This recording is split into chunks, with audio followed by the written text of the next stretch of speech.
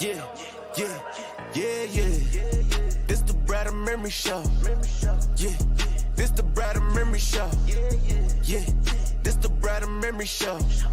Yeah, this the Brad and Memory Show. In the field with my dogs, like the Sixers, we gon' ball. Wake up early in the morning, tune in anytime at all. All time, all season, don't believe in off seasons. Watch the Phillies, watch the Flyers, and the Eagles on the weekends, yeah. This is not your ordinary radio show. Ain't just talking sports, we be talking about the culture. All across the globe, anything you wanna cover. This is for the fans, no room for our front runners. This the Brad and Memory Show. Yeah, this the Brad and Memory Show. Yeah, this the Brad and Memory Show. Yeah, this the Brad and Memory Show. Yeah, yeah. You know the vibes.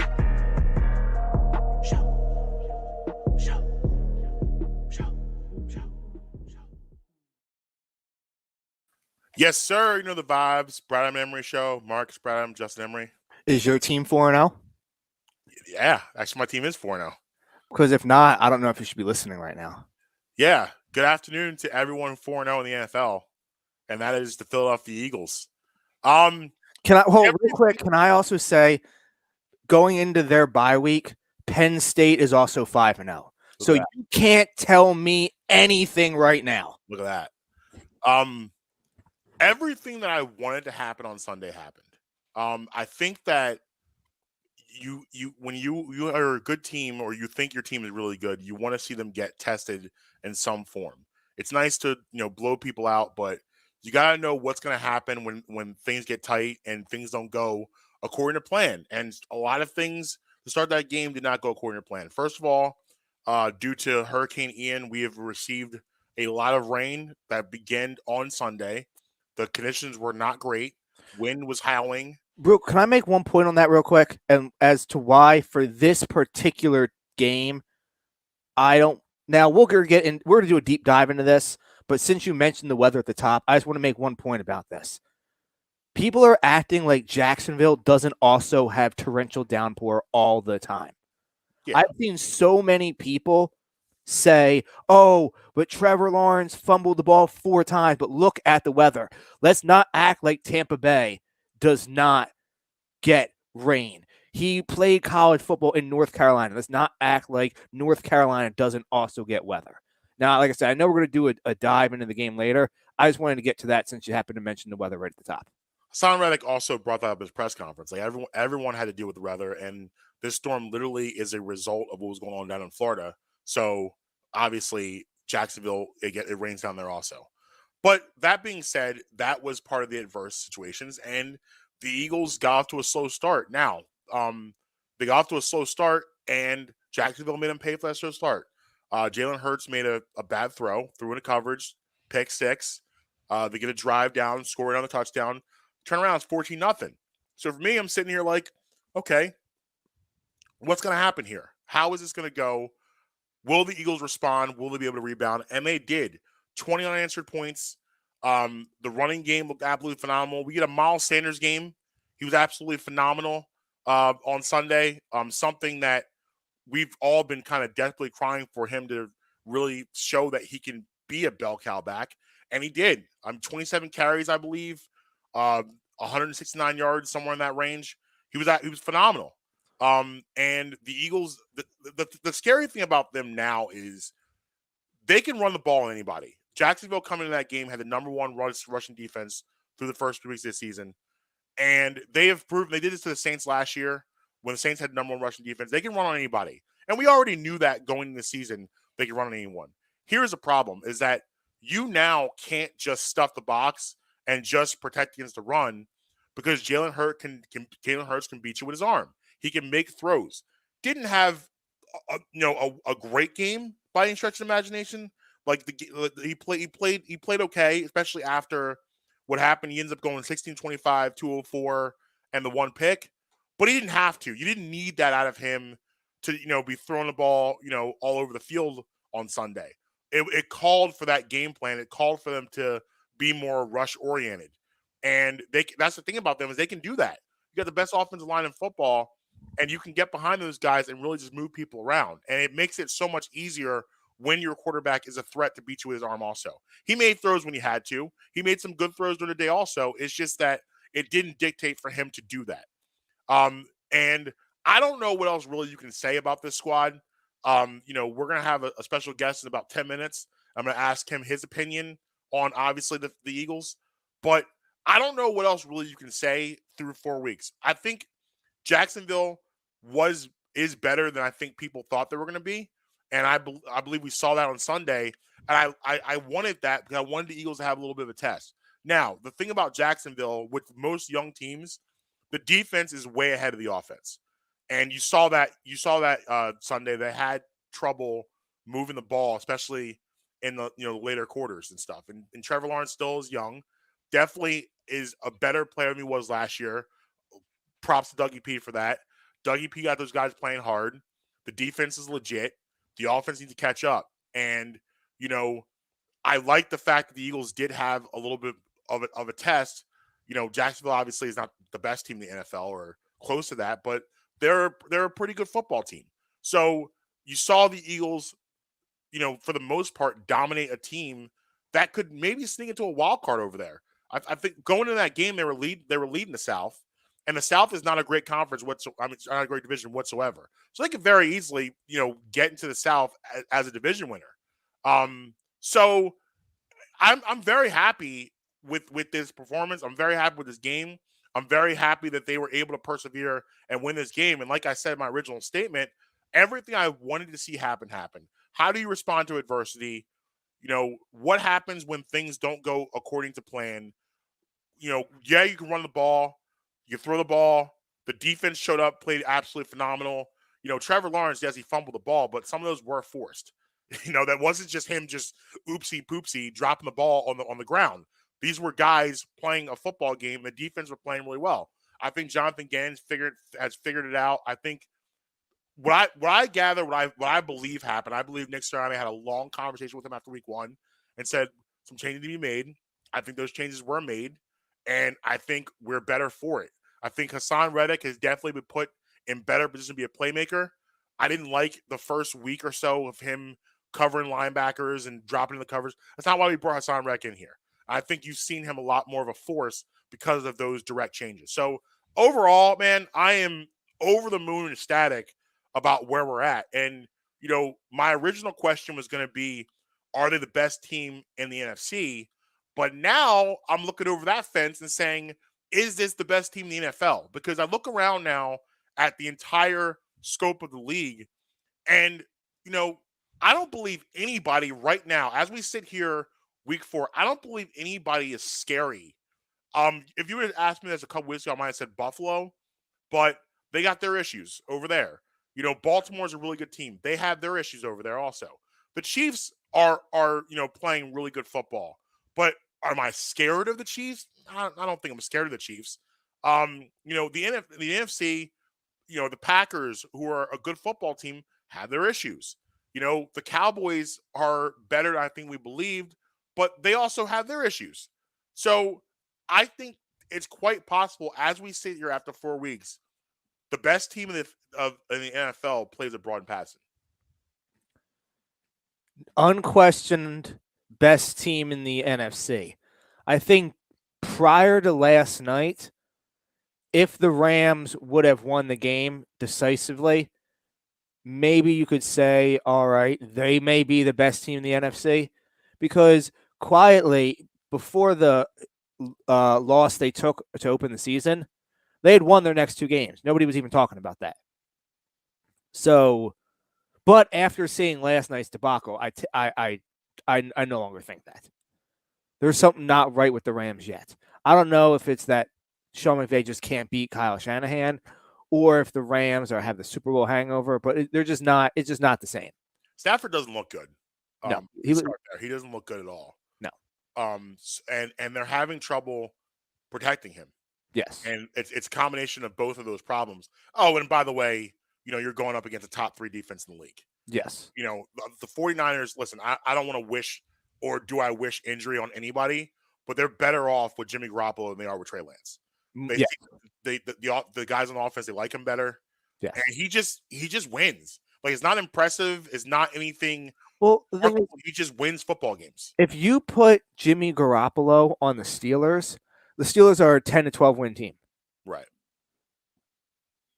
He's just like what he is. He just will steady the ship. He's Alex Smith. He will just steady the ship. If you have all the pieces around him, he can steady the ship to a title. Yeah, I agree. So as far as what you said, I don't think there's a single team that I'm worried about if they came to Philadelphia for a game. Mm-hmm. Do I feel great about it if they had to go to Buffalo? I don't love that. I don't love going to Arrowhead. I don't love going to M&T Bank in Baltimore. Well, nice thing is we don't have to do that. No. We don't have to do any of those things. We'll be seeing in Arizona. But as far as the teams on the schedule, we may have to amend to 14-3. I mean, a lot of it's going to depend for me on this week. I think this is an interesting game. Just a spot of you're in between Dallas and a bye. You're in between Dallas and a bye week, and they've never played. I think there's a stat they haven't won out in Arizona since 2001, which is I know it's been a long time. 2001, I believe. So it's a hard place for them to play. It's never been good to them, and it could be potentially a tough spot. But you get past this week. Like, I don't see them losing at home to the Cowboys on Sunday Night Football. I don't see that happening. So I hope not. Now you're 6-0. Then you're looking at Pittsburgh, who's not that great, and matchups like that where it's like now okay, you really can get. I mean, here's what I can say right now after 4 weeks, barring anything crazy happening, injuries, whatever, they should like run away with this number 1 seed. And like, they have potential to have like an incredible record, and they have also potential of top 5 draft pick. Yep. It's I'll have to dive into the stats, but I don't know. Has a team ever played in a Super Bowl and had a top 5 pick? I mean, off the top of my head, I can't recall off the top of my head. There's nothing really to pick at, like, because again, Hurts throws the interception, but he's played so well through the first 3 weeks. Okay, threw an interception. All right, yeah, it was a bad throw, it was a bad decision. Okay, I can live with a mistake like that every once in a while, and I can give you grace because I've seen you perform so well the first couple weeks. Like, you're not going to be perfect.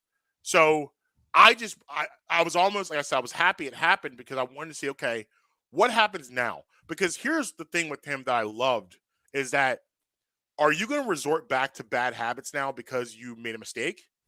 Or are you going to keep playing the same way you've been playing all along? And he did. I saw him still not waiting for the play to be there, throwing that ball while the play was developing. And that was probably his biggest struggle last year, was him making sure everything was perfect before he released the ball. And he's not doing that this year, which is the evolution of him and, the evolution of this team because of that. So, it's all roses, man. It's all roses. It's all roses and sunshine right now because there's really nothing else to be. But speaking of roses and sunshine, I promised you guys a special guest about 10 minutes ago, and by gosh, we're going to deliver. Former NFL executive and 3-time Super Bowl champion, host of the Lombardi Line for VSIN, and host of the GM Shuffle podcast, Michael Lombardi joins us. Hi there. Hello, everybody. How are we doing? Michael, good to see you. First of all, thanks for taking time out of your busy schedule to be on here. We really appreciate it. So let's just jump right in. Philadelphia Eagles are 4-0. I don't think anyone expected that. They're playing incredible football. I was saying a little earlier before you jumped on, they faced a little bit of adversity on Sunday against the Jacksonville Jaguars, which I wanted to see personally. Hurts throws his first pick. There's a pick six. They got down 14-0, but they persevered, scored 20 unanswered, was able to come back and win the game.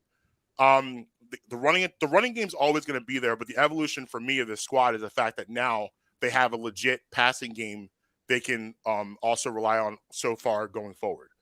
Last week when I came on the show, I was okay, is this the best team in the NFC?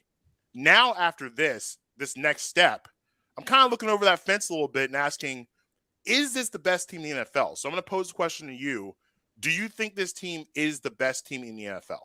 I mean, I think they're certainly one of them. I don't think there's any doubt about that. I think the way they've played defense to me has been probably the best element of their team this year. We know they can run the ball. They're a hard team to play when they run. They have a unique running style. It's in this game, it proved out. I mean, typically when you play Philly, everybody wants to play their run like a normal team. Jacksonville played it outside in, so they took away the Hurts runs, but that gave Miles Sanders a lot of room to run inside. And so, they're hard to play running, but their defense, their ability to pressure, which they didn't do as much last year, their ability to change what they're doing, not play a soft cover two, I think has been the highlight of their year. The linebacking play is significantly better than last year. But as it relates to the NFC, I wrote this morning for VSiN. I think this 49er team is like the Ravens in 2000, like the Bucks in 2002, and like Seattle in 12 or 13. They're so good defensively that their speed defensively is hard to really gauge unless you play them in person and see them. And they have the kind of team that can give Philly trouble because of that defensive team speed. But I think between Philly and San Francisco and maybe Green Bay, if they get their act together, they're the three best teams in the NFC. I think there's really just 6 playoff teams in the NFC. Even though Minnesota might be the 7th, I don't see them as a legitimate playoff team. So, Jalen Hurts. So last year, Justin and I'm not going to say we were hard on him. I think we were fair, but I think the criticism from his play was warranted. And there were a lot of things with him that, me personally, I didn't think was going to get better. But this year, I've seen evolution. His scramble throw, him keeping his eyes down the field. I think his pre-snap stuff has been a lot better. I think he's not so much relying on trying to be perfect with the football and letting plays develop and kind of anticipating before he's actually letting a play go. So my question to you is this for real?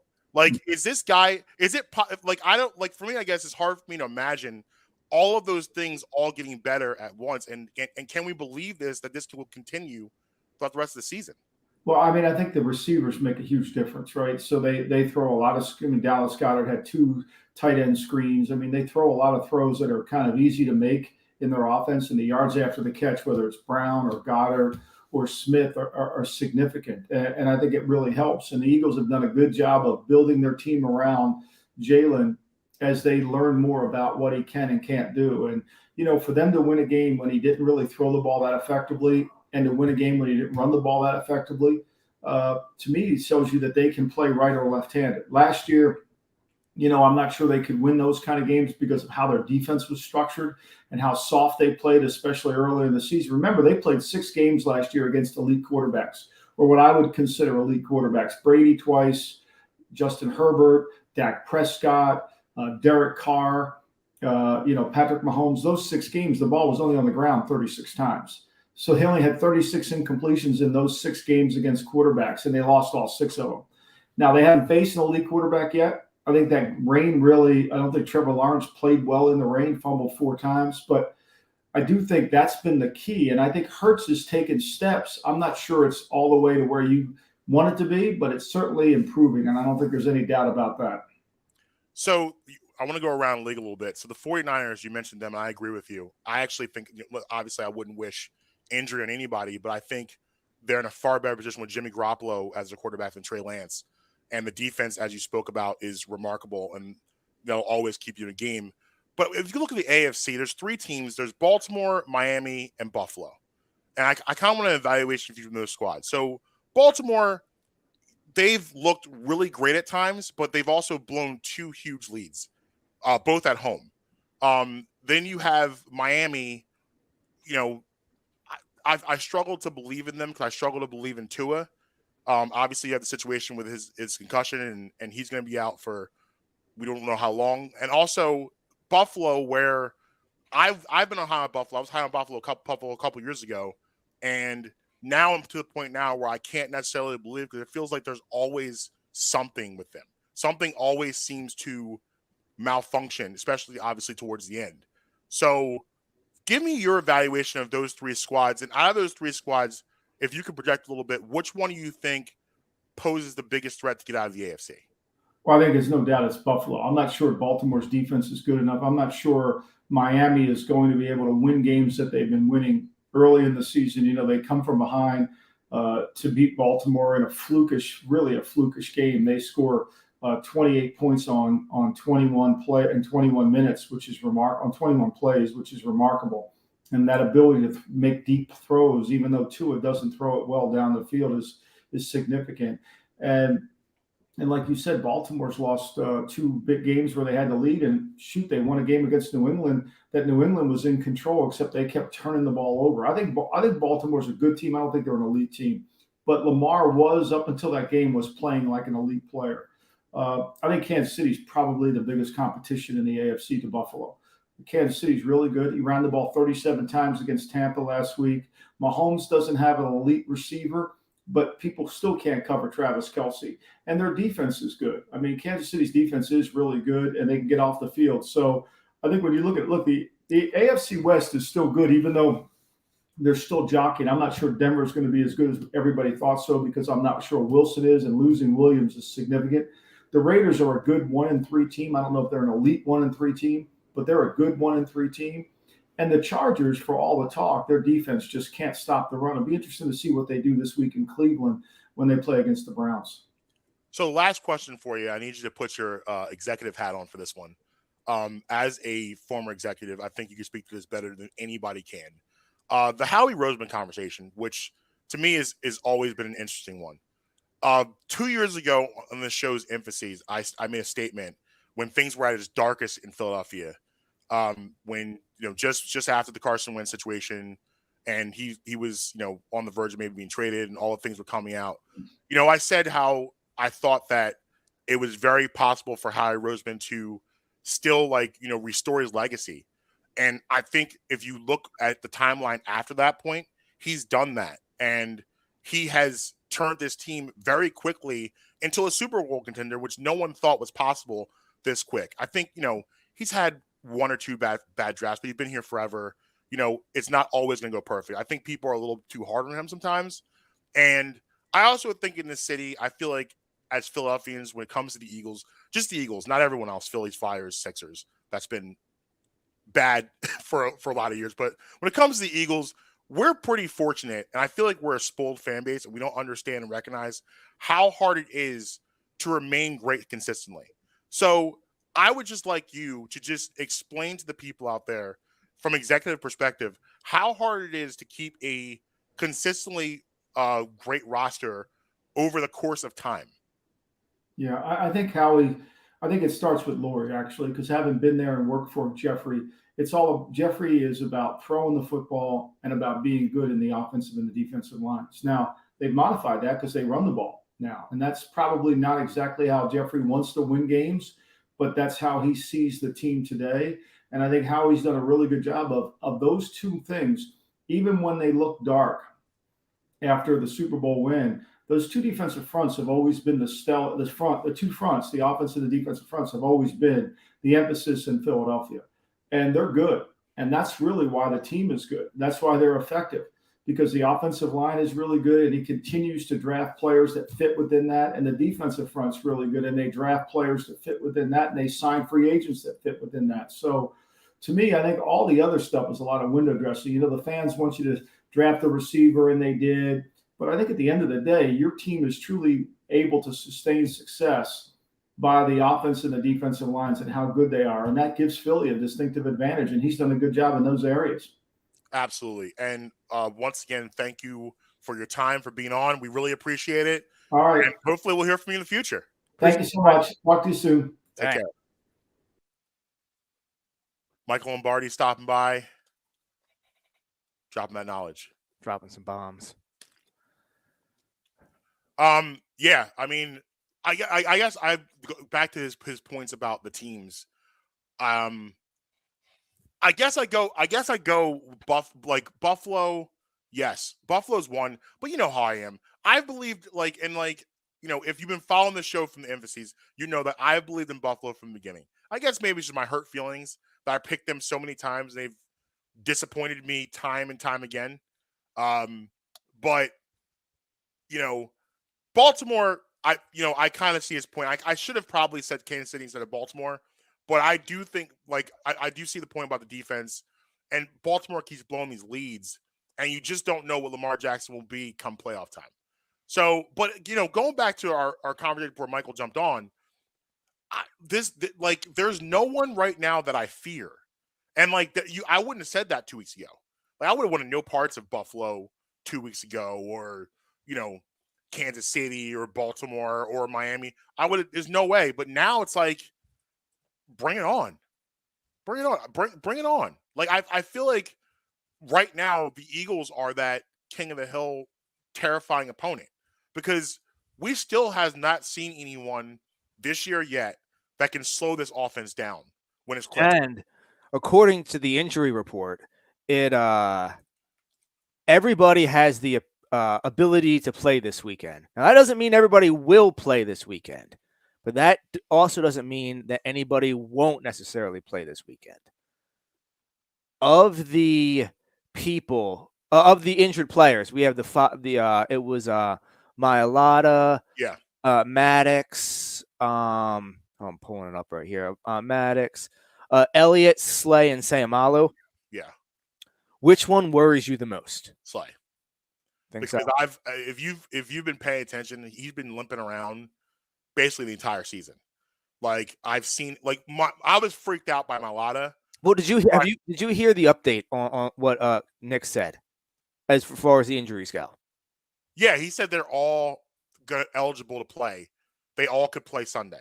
Yes, but I meant specifically about Slay. I don't believe so. Refresh me. All it is a forearm bruise, narrowly missing a fractured forearm that would have required surgery and probably been out till close to the playoffs. Yeah, and I felt better when I saw him testing it out. I was like, okay, so he's Mailata. When I saw Mailata on the sidelines, hitting the pad, yeah, I felt better. Had it been a playoff game, or had they been down, I'm confident they would have came back. But they had to lead. Yeah. At no point in time did you ever really feel after the Eagles took the lead? At any point in time, did you ever actually feel that Jackson was going to win this game? No.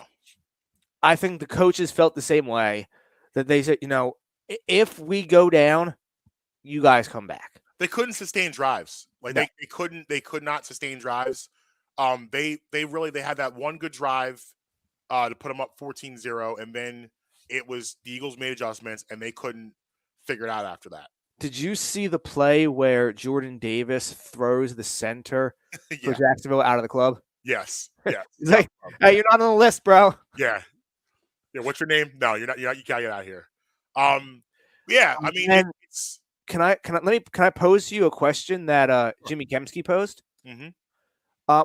It's kind of like an open-ended question, not a direct question. It's more react to this statement. Okay. If Lane Johnson played corner instead of right tackle, just imagine that he was a corner instead of a right tackle. Okay. And played to the level that he plays against elite wide receivers, that he plays against elite pass edge rushers, with the amount of times that he blanks them on the stat sheet, he would be a bona fide, guaranteed first ballot Hall of Famer, perennial All-Pro. Why doesn't he get the recognition? Because he's so good. He's on the offensive line. That's why. But is it because he plays right tackle and not left? He's not even mentioned amongst the great offensive linemen. Yeah, I mean, he's so good. It's weird how he's so good that he's just not discussed. Because like you said in your statement, he wipes people off the board. You don't hear their names. You don't hear their names. He blanks them. And you don't hear his name. Like he doesn't get penalties. he doesn't, right. I mean, like it's to the point that you take your luck with Mailata. Yeah. Who also, I mean, yes, young, has the ability to blank you as well. Right. But Lane Johnson, I mean, this guy, he's a Hall of Fame worthy player. Yeah. 1000%. No, yeah, no, absolutely. But it's like almost a thing where, yeah, I think people just take him for granted because he's so good, and you don't mention him on the broadcast. You don't talk about him, and a lot of times too, they're not going to line their, the DeMarcus Lawrences, the TJ Watts. You're not lining up over Lane Johnson. No, like you're not doing that. So, and that's a credit to how great it's like. Even though I'm going to compare these two guys, but this guy was talked about way more than Lane is Deion Sanders, where you didn't line your top guys over Deion. You just didn't do it. He literally took away a side of the field. I remember one time Deion was doing an interview, and it was there's two different people when he does an interview. There's Deion, and then there's Prime. Yeah. You got to figure out which person's doing the interview.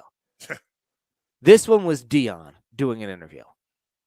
And he goes, we used to walk. He's like, we were having a meeting one time when I was with the Cowboys, like a defensive meeting room. We were in the defensive meeting room. And I said to him, don't put me on Jerry. Oh, no, I'm sorry. He's talking about when he was with the 49ers playing the Cowboys. I'm sorry, he's playing the Cowboys. He goes, don't put me on Michael. He goes, every ball's a jump ball. He's going to win half the time. I'm going to win half the time. Put me on the other side. Double team Michael all game. They're not going to move the ball. Now, I don't remember the exact stats of that game, but I know that the 49ers whooped the Cowboys in that particular game. Because he goes on to talk about, he's like, that was the game plan. He goes, if Michael came and lined up to my side, he's like, we would shift the coverage so that I would end up drifting to the other side. And we would just double him all game. Because if you're going to put a number one corner on a number one receiver, yeah, you're just going to have jump balls all game long. He's going to win half the time. I'm going to win half the time. There's no massive advantage for either team there. Right. Yeah, makes sense. But that's the only one I can think of, the guy who just, you didn't like during the game. Yes. Right. But also too, you think about it, like Deion Sanders has way more chance to make plays than Lane Johnson does. Yeah. Lane really, his one job is to block. I mean, that's it. And Lane also is not a guy that gets like interviewed a lot. He's not like a he has a personality. Yeah. Like, so, but like for some reason, he's not a guy they go to. Like Jason Kelce is a walking soundbite. Like he's really great at football, but he's also a really great interview. So like his notoriety comes a lot from that. And Jordan Mailata is a freak, and he's, by the way, a left tackle. So you have it's weird because, like, number one, when he plays left tackle, he doesn't play it that well. Yeah, like Lane's not a great left tackle. Yeah. Secondly, like I said, he has 2 suspensions. Mm-hmm. That's going to ding him, even though I believe one of them was a technicality. Yeah. Either way, it's not. Either way, it doesn't look good. No, it doesn't. But and I just wonder, because as Eagles fans, we don't take it for granted. Like, we understand pave the lane, like we get that, but he doesn't ever get like the love nationally. Like I don't even think he's a 90 in Madden, Marcus. Wow. I don't even know if he's a 90 in Madden. And if he is, he's just a 90. Like, he's not like 90. Yeah. Like, now I haven't gotten the new one because I've heard bad reviews about it. So I'm waiting for them to work the bugs out before I decide to get it. But in the old one, I think he was at 88, 89. It's interesting. And I can't think of it off the top of my head. And I know Schwartz in Kansas City before he retired was a very good right tackle. I can't think of a better right tackle, though. Oh, maybe Wirfs in Tampa Bay. Mm-hmm. But he's still, he's only like 23, 24. Lane's, if he's not 30, he's almost 30. He has done it for almost a decade. Yeah. Outside of that, I can't think of a better right tackle than Lane. Yeah, and you can't say Wirfs is better than Lane. And definitely not one more athletic. Right. And that's the thing about this line is so impressive is they're all superior athletes. Not just oafy big dudes like the Hogs from the Redskins in the 90s or, these guys are athletes. So when they're pulling and they're getting out and running, it's like they're galloping after you. Like Have you seen Lane Johnson's appearance on Stone Cold Steve Austin's podcast? No, I didn't see that. He did it over the summer, like early summer, like maybe like May. Sessions? What's that? The Broken Skull sessions? Yeah. So Lane's a huge, huge wrestling fan. I'm sure that surprises absolutely no one. Yeah. And he's like Stone Cold. His Stone Cold impersonation is pretty good. Well, he was my favorite wrestler growing up. Yeah. So they had him on the podcast, and they were chugging beers together. It was funny. That's awesome. And he walks in and he's like, "Listen," he's like, "I'll be honest, there's not many guests that come in that are bigger than me." He's like, "You're one of them." So, I mean, listen, negativity is something that breeds all throughout, especially sports talk, and everyone's been negative, but there's really just no reason to be negative today. No. And we'll continue that theme. I'm going to go through the Brandon Power Rankings, but after that, I want to have a little Red October talk. I was about to say, are we... I'm excited. I'm excited. Okay. All right. Are we ready for the Power Rankings? Yes. Let's hear the Power Rank. Hold on, let me get the music going. And while you're doing that, I'm going to pull up the so reliable and absolutely outstanding other people's rankings. Yeah, so while you're doing that, obviously there was sarcasm in my voice. I'm going to go through last week for me. Last week, I had the Jaguars at 10, Rams at 9, Bucks at 8, Chiefs at 7, Vikings at 6, Packers at 5, 4 the Ravens, 3 to the Bills, 2 to the Eagles, Dolphins 1.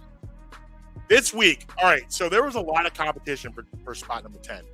And this spot, there was a lot of consideration for some 2-2 football teams I think are better than the record. But after last night, I think the 2-2 football team that deserves most of the 49ers. Again, they, as we talked about a little bit earlier with them, I feel like they're just a different team with Jimmy Garoppolo at the helm than with Trey Lance. And their ceiling is just way higher with Garoppolo than Lance. And, you couple that with that great defense, that great running game, and Deebo Samuel, they come in with me at number 10. I think you're gonna see. Hold on. I'm sorry. I was pulling up everybody's list. It's not even in front of me. Who did you have at number 10? 49ers. Okay, I'm with you now. So they're my number 10 squad. The only 2-2 squad. Well, that's not true. Another 2-2 squad on the list. Well, the only 2-2 squad from the NFC that made the list. Okay. Number 9. I thought for sure this team would not make it back in the power rankings, but they're 3-1, and so you can't argue with the record. The quarterback's not great. The offensive line sucks. Quarterback actually got hurt. He came back in the game. They lost Shepard to torn ACL. They got the Packers next week. I don't see them sticking around, but again, this is about what's going on week to week, not about projections. So the New York Football Giants come in at number 9. Number 8, a team that I think is better than I fully admitted that I really fully thought they were going to be. Coming this season is Dallas Cowboys. They're proving a liar out of me. They're 3-1 also, and they're doing it with their defense. I mean, the defense is pretty good. DeMarcus Lawrence is healthy. Micah Parsons is an absolute freak. And, they're playing really good football. Cooper Rush is setting the ship. What happens when Dak Prescott comes back, I have no idea. But right now, they come in at 8 in their first entry in the Brown Power Rankings. Dallas Cowboys, number 8. Number 7, moving down a spot, the Baltimore Ravens. I still believe the Baltimore Ravens are a good football team. I do believe they will make a deep run. I mean, a deep run. I can see them going in the second round of the playoffs. 2 soul-crushing losses at home, 1 to the Dolphins and 1 to the Bills. Michael Lombardi is absolutely 1,000% correct. That defense to get it together. I think there was a lot of disgruntled feelings about the approach of John Harbaugh and not having faith in his defense this past week. You saw the Marcus Peters altercation on the sideline. A lot of that I think had something to do with that goal line situation. Listen, yeah, my bet slip is also pissed off about it. Yeah, we both picked the Niners in that game. I mean, I'm sorry, the Ravens in that game. I mean, I thought. No, I'm saying like that stood between me and maybe not doing a show today. I mean, like joking, we were still done a show. Yeah, Like, I may have been wearing like a Hawaiian shirt and sunglasses today. Oh wow, okay. Like it was like that, yeah. Yeah, I really believe that they're gonna figure it out and they will be there. But I think they still are really good. Listen, they lost really hard losses against two really good teams. So Ravens are 7. Number 6, not moving from last week at all. The Minnesota Vikings, number 6. They end up. Go ahead. I vehemently disagree with you on this one. Okay, they end up beating the Saints, also a 3-1 football team. I still think they're pretty good. Kirk Cousins has not been great. Wait, I think they're good enough to be on this list at number 6. And the teams ahead of them, I think, are better than them, but I think they're in there somewhere. So number 5, slipping down from number 1, the Miami Dolphins. They're in a little bit of trouble. Not having Tua, that's always could definitely hurt them. We'll see if they keep falling. I said at the beginning of the season, the Dolphins' expectations don't go together well, but so far they did live up to expectations. They lost the recent loss to the Bengals, but I'm sure a lot of that had to do with Tua being hurt. But there's no reason to bring them down any further than 5. Number 4, Green Bay Packers. Green Bay Packers are one of the top 3 teams in the NFC. Maybe by default, but they're one of the top 3 teams in the NFC. Got a little more challenging on Sunday against the Patriots than I thought it was going to be. Should have been that close in the grand scheme of things, but they get the dub. They're still a really good team, and they have Aaron Rodgers, number 4. Number 3, the Kansas City Chiefs. Absolutely going out. I think really that was like the play of the week. Tampa Bay should not have been favored that game. I think the only reason they were favored was because Tom Brady played for them in their home. But I think that was like we were both all over that game. Yeah, a lot of people I think we were all over that game. I think it ended with a +2. The Chiefs were by the time the game started, and that to me was ridiculous. They went out there and absolutely just beat them in the head tops for 4 quarters. I mean, it was the score is closer than it actually was. They were up 28-10 before you could blink, and they look really good. I mean, the defense has improved. Mahomes is playing really good football. They're still Travis Kelce. No, they don't have that big play wide receiver, but they're figuring it out. Number 2, Buffalo Bills, who looked to be on life support, like by the second quarter of that Ravens game. But they figured it out, and they got the win. A huge. I mean, you look at the scope of what this means for the Ravens, but what does this mean for the Bills? They were on the verge of being a 2-2 football team, but they were able to figure it out. They were able to come back. Josh Allen's made some huge plays down the stretch. He is an absolute beast and a half. Like he is one of the toughest people I've ever seen to actually bring down the ground. The way he extends plays is nothing short of miraculous. It's insane how good he is at extending plays and extending the action. So the Buffalo Bills, number 2. And at number 1, come on. The only 4-0 football team in the world. And that's the Philadelphia Eagles. The Eagles, again, faced all the adversity. They got the job done. Beat the Jaguars. They are the only undefeated team in the NFL. They are playing outstanding football. They look great on the offensive line, defensive backfield, offensive backfield, wide receivers. They're loaded everywhere. And to me, they are the king of the hill. The only one I disagree with is the Minnesota. Now, admittedly, I don't know who I would put in its place. I'm not going to try to read. That was my struggle. Because here's my problem. So do I take out Minnesota, or do I put it? If I take out Minnesota, I'm probably replacing them with a 2-2 football team. The thing is, I think the Chargers are better than Minnesota, and let me explain to you why. Minnesota barely beat a team that didn't have their number 1 receiver, number 1 quarterback, or number 1 running back. Yeah, they beat the Saints on a neutral field. They didn't go to New Orleans and win. They won on a neutral field by 3 points. So they did not cover the spread. The spread was 3.5. So they did not cover against a team on a neutral No, site. 2.5. What's that? I believe it was 2.5. It was 3.5 as of at Borgata right before the game started. Okay, I think DraftKings was 2.5, but that's neither here nor there. They either covered or barely. They either barely covered. If they let me rephrase that. If they covered, they barely covered, depending on what book you got it at. Well, the thing But- is, those London games are goofy. But They're- the thing is, they're just goofy. no Kamara, Like, I don't hold. I get the no Winston, no Michael Thomas, I get that, all of that, and you only won by 3 points. those London games are they're goofy. They're weird. They're just a weird. You barely beat. I mean- You barely beat the Lions. The Eagles blew the doors off of you. The Vikings are not better than the Chargers. If they played each other right now, the Chargers would kick their ass. Record's better. I can't put. The thing is, some of it you have to go with the eye test. Like don't get me wrong. I understand the record's better, Yeah. but the record can't dictate everything. I can't have 2-2 football teams that have top 10 power ranking. But if they're a better team that are like, Well, you know what? If they're a better team, it will be proven over the next couple weeks. Like the Vikings could be on their way out. that's Like, my only. I don't disagree with you. Even through the first 4 weeks put together, Yeah, that's the only one that I I think don't. I you don't. got that one dead wrong. I don't necessarily think you're wrong on the Vikings. The Vikings are definitely the weakest team in this field. However, they're 3-1. It's like the Giants. The Giants are not a good football team. I think they have a good head coach. I like the coach, but like, look, they have a terrible offensive line. Like I said, They're not good. I'm not trying to rewrite it because I didn't make a top 10. I didn't make like a power rankings. Yeah. But that's that. I did not. I have 5 up here. I have NFL, PFT, Bleacher Report, The Athletic, and ESPN. I didn't look at any of them yet. I haven't looked at it. I would be surprised if we have Minnesota on any of them.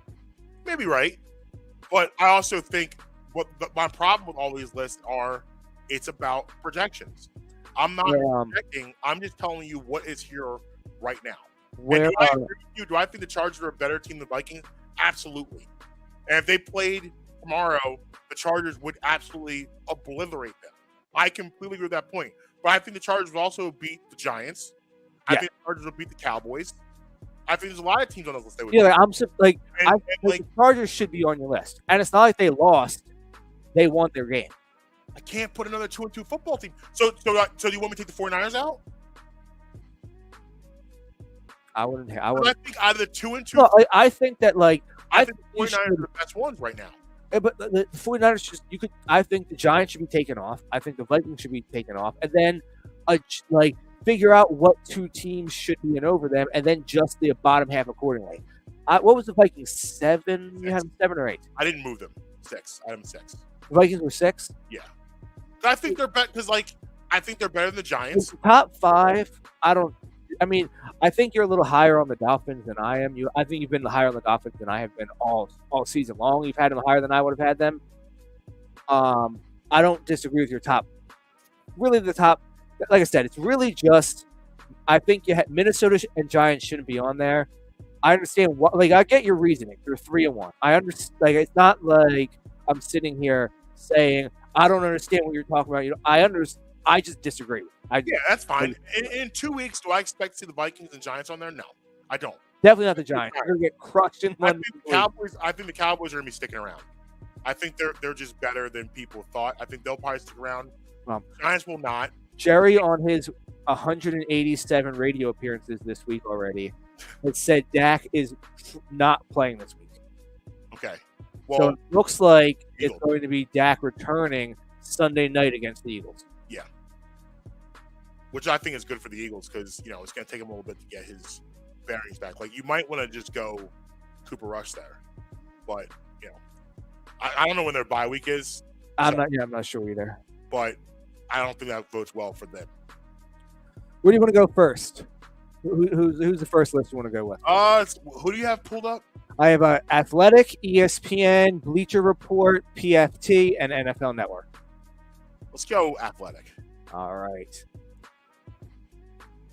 In usual fashion, going 10-1. Okay. We have number 10, the San Francisco 49ers. Okay. Number 9, the LA Rams. What? Number Is 8. this on today? Yes. It's updated. It says Rams 2-2. Yeah. It's updated as of the They game just last night, embarrassed the Rams on Monday Night Football in front of the world. and they have them above them. Yes. Okay. Yes. Number 8, the Green Bay Packers. Ooh. Number 7, Tampa Bay. Oh, come on. Like, I mean, what are they still doing here? Like, it's just like, listen, I love Tom Brady like the next man. I'm not at any point a Tom Brady hater, but come on, guys. What from that team have you seen over the first 4 weeks that lets you believe they're a top 10 team in the NFL right now? Oh, wait until you hear what number 6 is. Okay, it's number 6. Cincinnati Bengals. Yeah, and we all know how much I love Joe Burrow, but they don't belong. But see, here's my thing. Like, this is where, like, you know, where I was conflicted with the Vikings pick is like, I don't think I actually don't think the Bucs are better than the Vikings. I don't. The Bucs just have too many issues going on. Too many. The difference is the Bucs defense is absolutely phenomenal.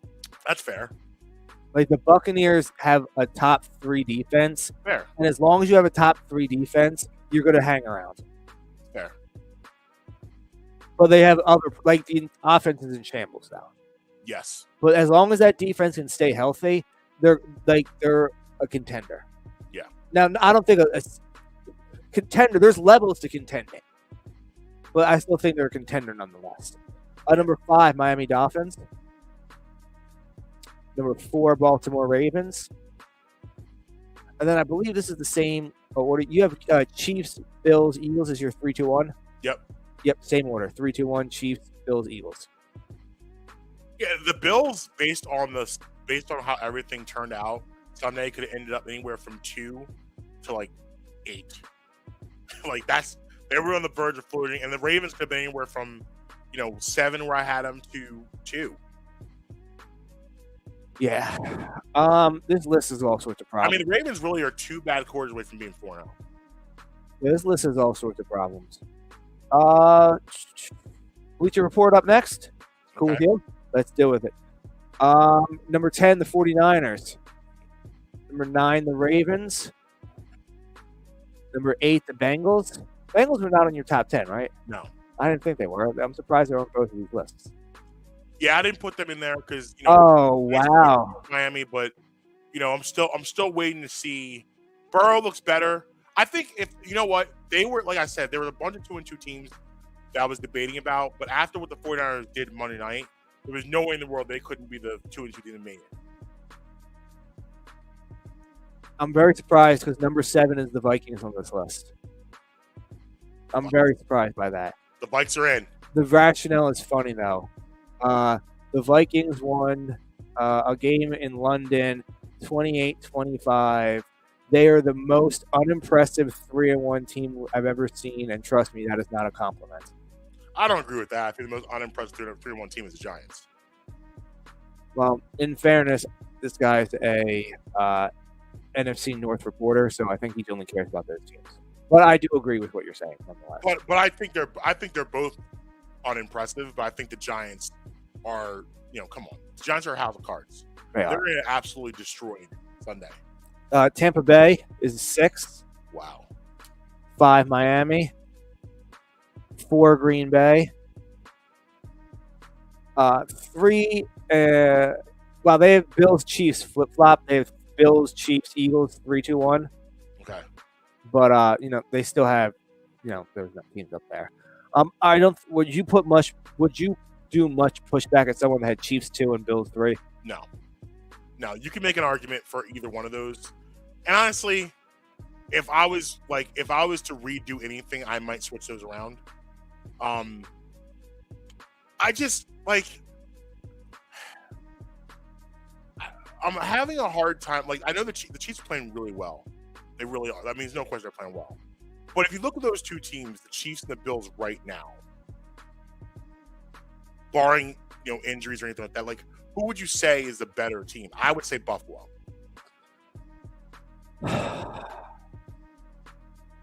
Yeah, I mean, They're 1-1, but I think Buffalo is the more complete roster. So if you're asking me to choose between the two of them, I have to choose Buffalo to be number 2 as well. But if you flip them and put Buffalo at 3 and Chiefs at 2, I won't push back. Yeah, I mean, you could listen. Arguments can be made for either one of them being either spot. I'm not mad at that at all. But that's as long as the Eagles are 1, that's really all that matters to me at this point. So this list is all sorts of messed up, and Okay. that is going from PFT. Okay. Okay. Number 10, Jacksonville. Even after Sunday. Yes. Okay. Number 9, Baltimore. Number 8, Cincinnati. Number 7, Tampa Bay. Your first 4 teams are 2-2. Okay. Number 6, Dallas. Number 5, Miami. Packers at 4 and 3-2-1 in the same fashion as everybody else. Yeah, I just don't agree with all of those 2-2 squads in there like that. And I just again, Cincinnati. Yes, I believe they will be there in the next couple weeks. Joe Burrow's getting better. Everything's improving. It's starting to look like we thought it was going to look at the beginning, but it's not there yet. There's still a 500 squad with some really bad losses on the resume. So, although I guess the Cowboys' loss doesn't look nearly as bad now than it did when it happened. Real quick, who was your 4th team? Great question. Let me pull it back up again. 4, I had the Packers. Okay. You ready to hit the NFL Network? Sure. 10, Miami.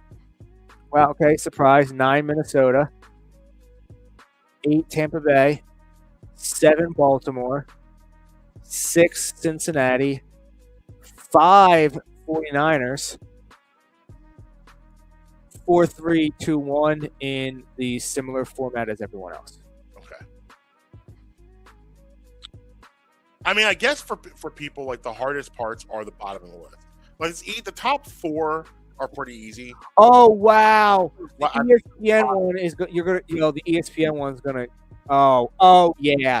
Oh, this is great! I love this. Oh, I love this.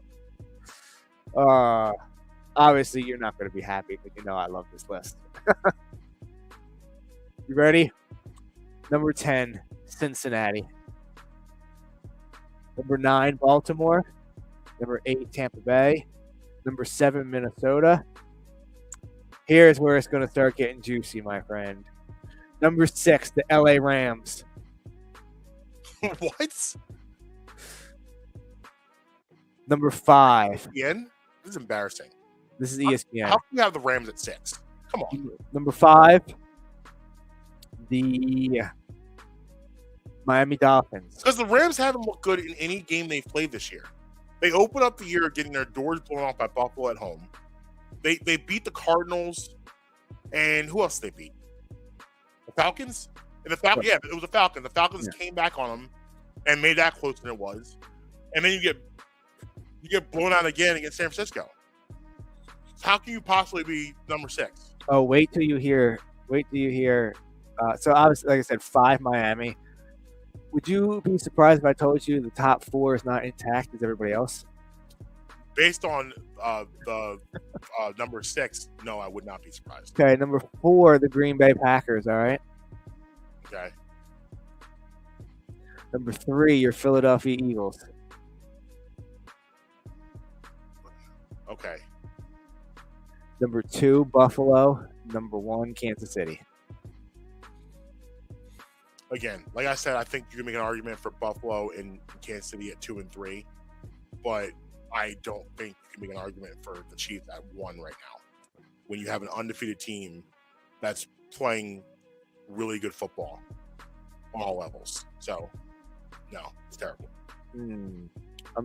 Let's see. I'm just seeing if there's any other outlet that could possibly have anybody other than the Eagles at number 1. Let's see. Sports Illustrated. What do they have? Oh wow, Sports Illustrated has Buffalo as number 1, Eagles as number 2.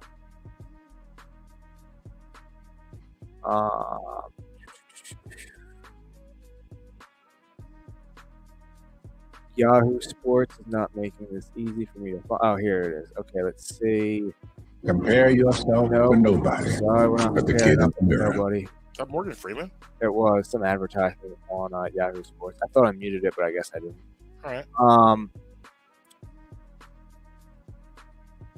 Both of these have Buffalo at 1 and Eagles at 2. Both Yahoo and Sports Illustrated. No one besides ESPN has them at number 3, though. Yeah, well, I mean, listen, that's why we're doing this. I mean, I think that the Eagles are the best team because they're the only 4-0 team. But at worst, you have to have them at number 2. They're the best team in the NFC. Right. That's why we're doing this, because these rankings need a little help. So I'm here to give them help. Right. But listen, I'm going to keep the positivity going, because last night was a special night. Yes, it's been a long, rough road to get to this point, to where you got to last night. But damn it, they got there. And the Philadelphia Phillies, for the first time in 11 years, over 4,000 days, there will be a Red October. Beginning this weekend, there will be playoff baseball for the first time in, again, 11 years. And I know it's the third wild card, but like, that meant a lot. I think it meant a lot to people, around, obviously, Delaware Valley. It meant a lot to the team. I'm so happy for guys like Rhys Hoskins, Aaron Nola, Zach Eflin, who've been with the squad for years and years, and how hard it had to be. So Aaron Nola and Zach Eflin have been here since 2014, and they kind of just missed the run of that late 2000 squad. So all you do is you're hearing constantly about how great things were. Oh man, you guys haven't seen this place when it gets packed, and how loud it can get here, and how much fun this city can be when the baseball team's good. You're listening to that for years and years and years and years, but you have no stories of your own. It's all listening to the past. And then, you have the 08 team comes back, and the 1980 teams comes back, and the 1983 team comes back, and the 1993 team comes back, and you got to watch them and hear all these stories, and look how admired they are, and you're looked at as less than because you've accomplished nothing. So last night was a big deal because of that. On top of that, I think it's really cool that Aaron Nola was the guy on the hill for this whole situation, for what I just mentioned about how he and Zach Eflin are the 2 longest tenured Phillies. And, you throw in the fact that Aaron Nola is flirting with a perfect game. Like, Amber doesn't watch baseball at all, but I'm like, you can't go to bed. We got a perfect game brewing. I was like, I don't think you understand how rare this is. Someone explained to me, like, there's only been 24 people in the history of the world that's ever pitched a perfect game. I'm like, this is something, if this happens, you will never see again in your life. So it sucked a little bit when they got broken up, but I was happy for him that he delivered. He pitched really, really well for 6 2/3. And I thought it was cool of Rob Thompson to allow Zach Eflin to get the save and be on the field at that moment. So you have the 2 longest tenured guys are the guys that kind of close this thing out. It's and when it comes to sports, getting to a level like this, you have to learn how to get that level. And listen, the Brewers did help you out a lot, and the Marlins did too. Brewers lose 3 out of 4 of the weekend. Phillies winning 3 out of 4 against Nationals. But hey, you had to go out there. You didn't back in. You walked in, because the Brewers ended up losing last night. Ended up coming back and winning last night. So you beat the best team in baseball. They threw out one of their top starters. They kept their lineup in 6 innings, and you went out there and you beat them. And that said something also. And, there's been a lot of people, back and forth. Oh, should they be celebrating this? Should the champagne be popping? I say, damn it, pop the damn champagne. You guys have been doing. I would have said if they had won, if they've gotten in the playoffs because they lost and the Brewers lost, yeah, I would be a little hesitant to pop the champagne. I agree. But you won. You won, and you've waited 5 years of heartbreak to get to this moment. This was again a big night for all his league. You saw, I mean, Reese Hoskins in an interview, he got choked up talking about it because I'm sure it's been tough for these guys to have to constantly hear that you can't get it done and you can't figure it out. And to all fairness, those points were valid; they couldn't. But I was about to say, it's not like we were lying about it. no, absolutely not. But last night they did; they got it done. It was ugly in September. Now, let me ask you this though. Mhm. Well, I don't know if this is really a question, but it's more of a statement. They cannot regress now. No, you could now. It's as long as this core is here, you must make the playoffs. Like if they don't make the playoffs next year, it's back. It's you're back. I agree. On notice again. I completely agree with you. And now for me, and I don't have any expectations for this playoff run. You got in. Now it's just let's see what happens. And that's what I love about baseball and baseball playoffs is, everything, the margin of errors are so small and minuscule. When you make it into the playoffs, you get a new lease on the season. You get a whole new lease. When you make the playoffs, you get a whole new lease on the season. Yeah, nothing else matters. Nothing else matters. And, we can't really talk about matchups right now because we don't know who they're going to play. It could either be the Mets. It looks like the Mets. Well, they're still a game behind the Padres. So right now, if the season today, it would be the Cardinals. I think you're incorrect with that. No, they're check. I thought I heard differently. No, they're a game behind the Padres. Let me just I don't know, so I don't want to definitively say that that's incorrect. Yeah, I'm 99.9% sure that they're a game behind the Padres. But let me just I just want to make sure because I felt like I heard something different today, but I don't want to guarantee it. So let me just pull it up to make sure.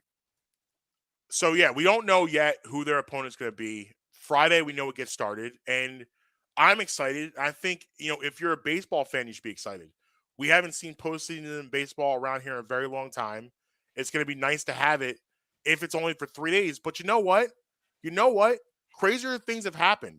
And I got to tell you, if you're telling me we got Zach Wheeler going game 1, Aaron Nola going game 2, the way he's pitching right now, Ranger Suarez game 3, I'm okay with that.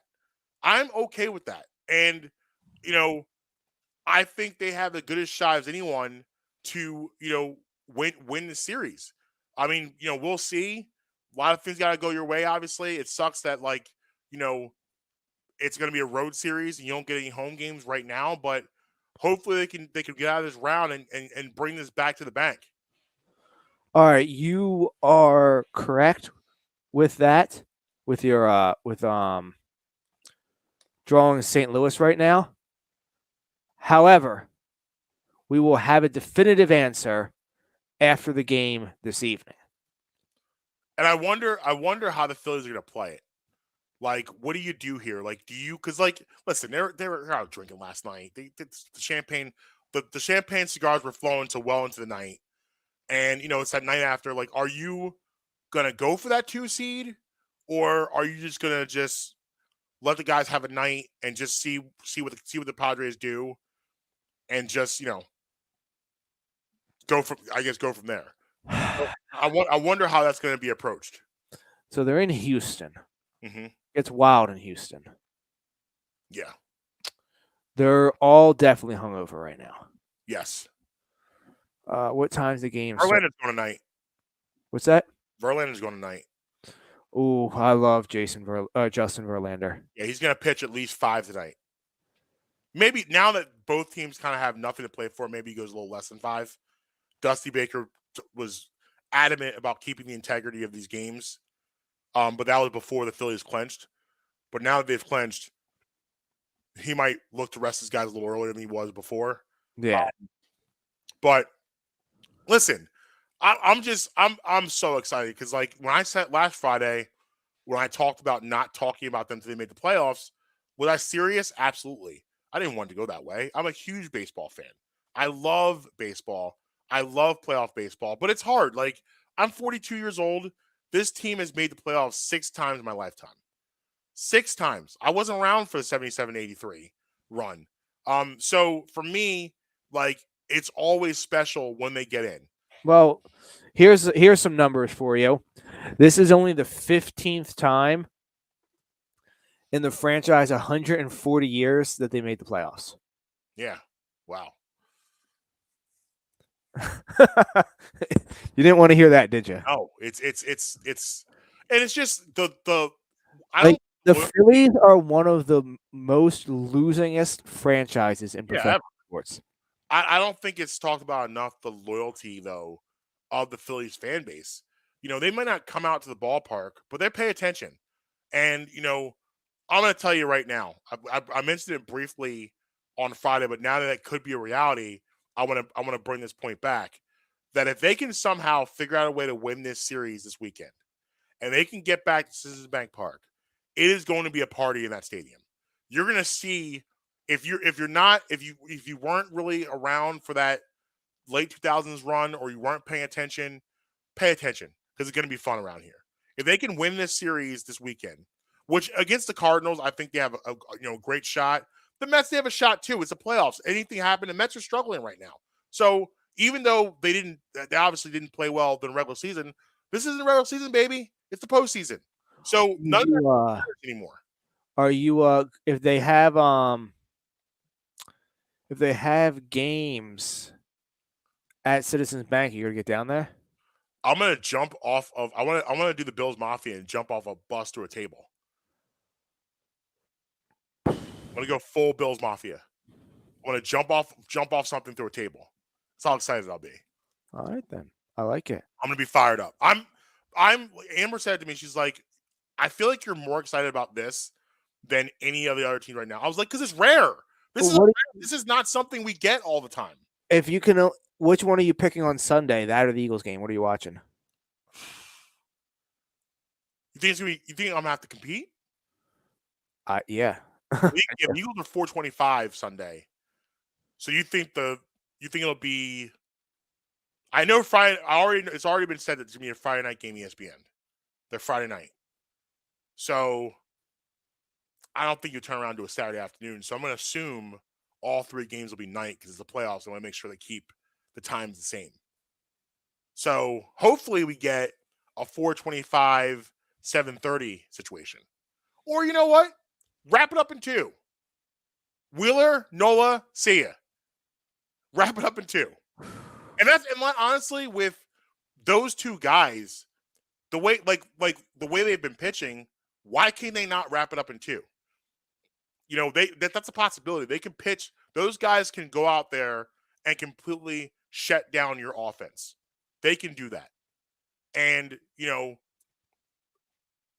Schwarber right now is swinging a really hot bat, which is really good. We'll get I want to have a whole Schwarber conversation on Friday, because we'll definitely do a playoff preview on Friday. But, they really need to consider, and I'm going to expand on this Friday, but they really got to consider moving him down the lineup.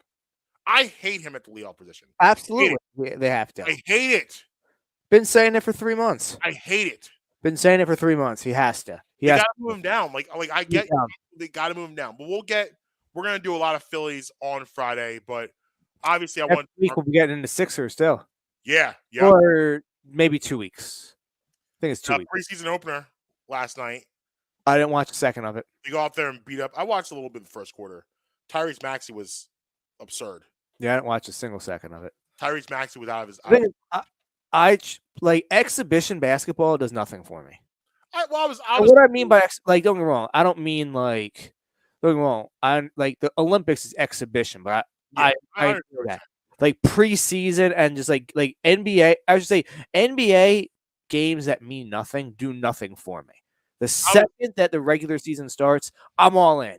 I don't care about preseason whatsoever. I was curious because Ben, it was his first game back in 2 years. Did he play? He did. He played.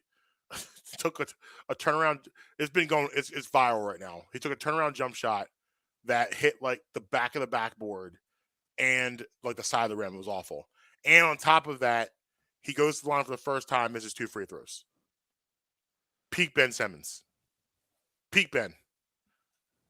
Had some night. I mean, listen, he did all the things that he did well before. He still does well. Runs the floor really well. Sees the floor really well. Elite defender. Like, all those things are still there. But what it's always going to come down to is when the moments that count, will he choose to be aggressive or not? So I have the audio from Ben at the foul line. You want to hear it? Yeah, let's do it. Point of scrutiny, another area that has been something talked about a lot of dialogue with Ben Simmons is the free throw line, and it's about getting there. It's about continuing to go there and about being unafraid to be in this position at this point.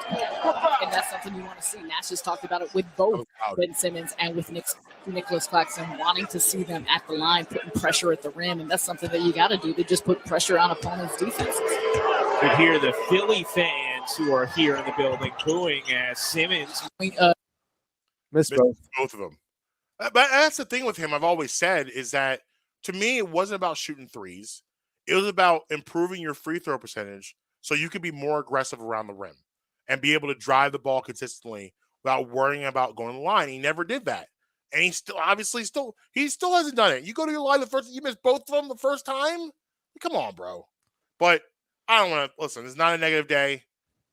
It's a positive day. The Eagles are 4-0. The Phillies are in the playoffs. Red October begins Friday, and I am excited. Well, if you want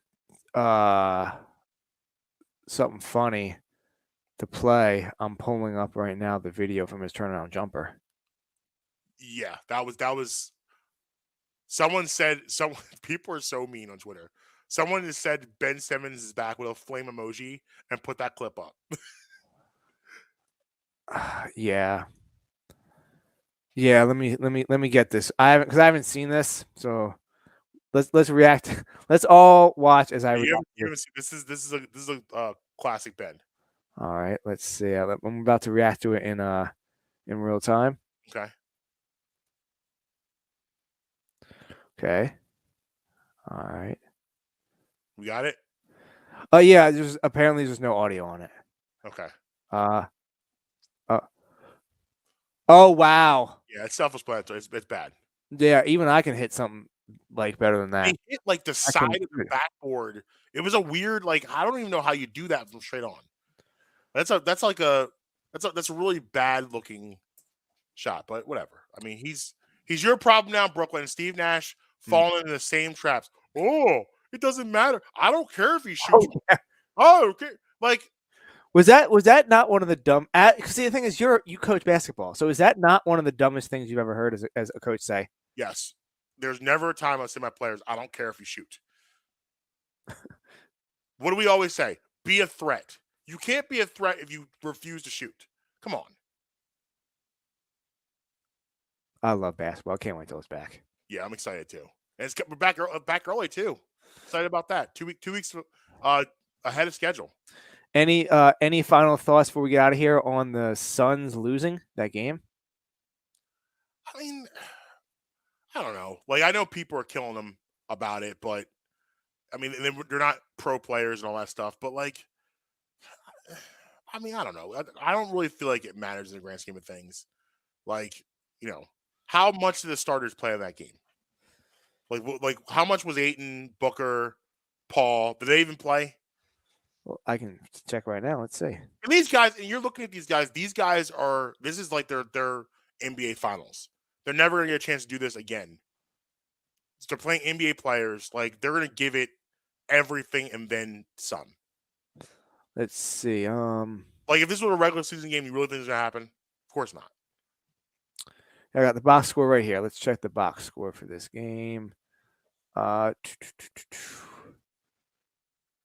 Phoenix Suns. Let's see. Who were you asking me about? How much did Booker, Paul, Ayton, Booker played 23 minutes. Chris Paul played 22 minutes. Ayton played 22 minutes. Mikal Bridges played 24 minutes. They played about half the game. About a half. Yeah, I mean, I don't know. I don't care. I don't care. Like I feel like this is just one of those things.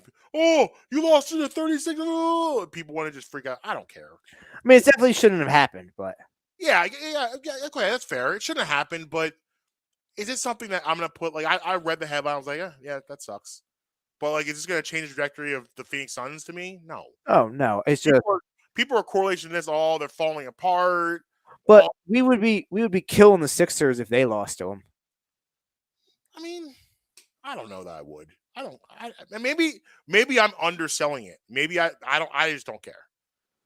I think that it's the fact that they didn't just lose; they got the doors blown off of them. I think that's why you were like, it wasn't just that they lost.